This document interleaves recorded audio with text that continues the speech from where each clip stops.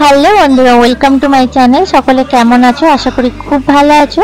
আবারও একটা নতুন ব্লগে সকলকে স্বাগত জানাই। তো আজকে আমি চলে এসেছি হাওড়া শিবপুরে শ্রী শ্রী লক্ষ্মীনারায়ণ মন্দিরে।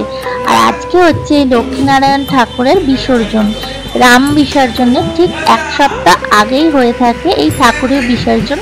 তো তোমাদের সঙ্গে শেয়ার করেছিলাম এই মন্দিরের ভিডিও, আর আজকে চলে এসেছি ঠাকুরের নিরঞ্জনের ভিডিও নিয়ে। তো দেখতেই পাচ্ছ ঠাকুরকে মন্দিরের বাইরে বার করা হয়েছে, বরণ হয়ে গেছে।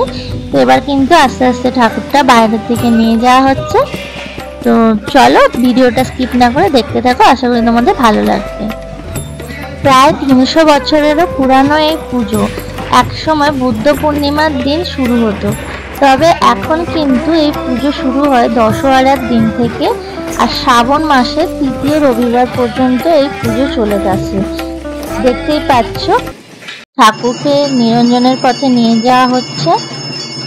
এই লক্ষ্মীনারায়ণ ঠাকুরের দুপাশে থাকে মহাদেব ও ব্রহ্মা, আর কাঠামোর একদম উপরে থাকে বিদ্যার দেবী সরস্বতী। এছাড়া থাকে জয়া, বিজয়া, গণেশ ও দেবরাজ ইন্দ্র, মহর্ষি ভৃগু ও বৃহস্পতি। আর এই দুজনের মাঝেই থাকে নারায়ণের বাহন গরুড়। শিবপুর বেঙ্গল ইঞ্জিনিয়ারিং কলেজ ও আন্দুল রোডের মধ্যবর্তী অঞ্চলেই এই মন্দিরটি অবস্থিত, একদম লিপি সিনেমা হলের কাছেই।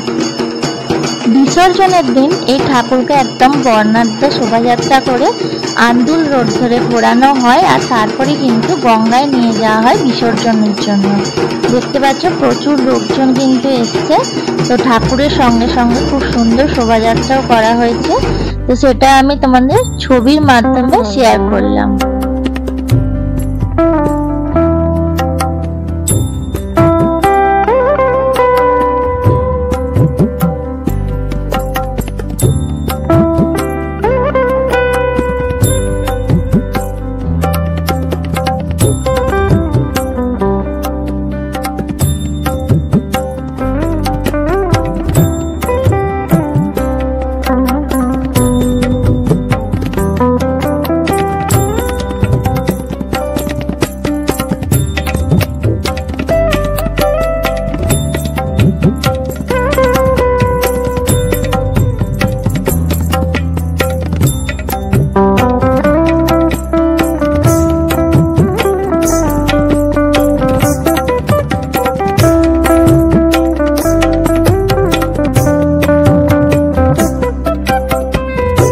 এক সপ্তাহ পরে অর্থাৎ 17ই আগস্ট রবিবার দিন রাম ঠাকুরের বিসর্জন।